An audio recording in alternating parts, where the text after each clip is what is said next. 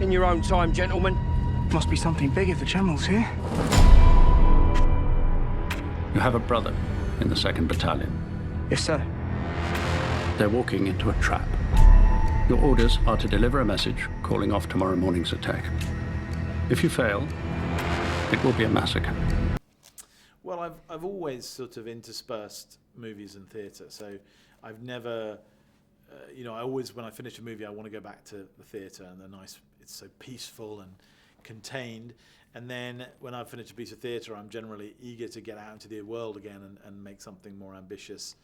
So for me, it's not unusual. After the Bond movies, I wanted to go back to the stage, and I had a year off because I was exhausted, and then I made 2 pieces, and they both informed this. I mean, I think one always feeds the other, sometimes in ways that you don't entirely know. You're not really aware of it.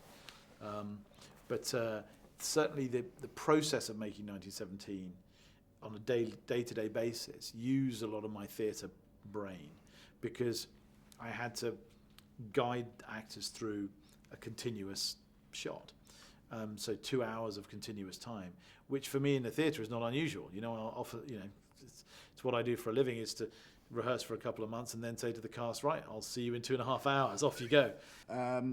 So I asked my mum and dad, if we got any ancestors that fought in the First World War, and they didn't really know. So they asked their mums and dads, and it was my granddad who sort of asked around, and he came back and said, yeah, we've got an ancestor called David Henry Pears, and he's actually got a diary entry in a book called the Western Front Diaries. So I go on Google, type it in, get it shipped in from Australia because you couldn't buy it in London. And it's a brilliant book, loads of different first-person accounts, and my great-great-grandfather, David Henry Pears, had a diary entry in there. So it was amazing. There is only one way this ends. Last man standing. The whole rehearsal process was about 6 months, all in all. And most days begun with military training. So, Dean and I would get our webbing on, and the boots and some of the costume, and would be with our military advisor, Paul Biddis, and the armoury team. And to be honest, most of that training was just getting our fingers and thumbs around the kit. Like really simple stuff of like pockets, of knowing where everything is and being able to take it out quickly without thinking about it. So I want people who are genuinely 19 years old or 24 years old. And we don't make stars at that age anymore, and this is not a star-driven movie industry anymore. So it becomes slightly different. So immediately you're talking about actors that pretty much you haven't got that relationship with.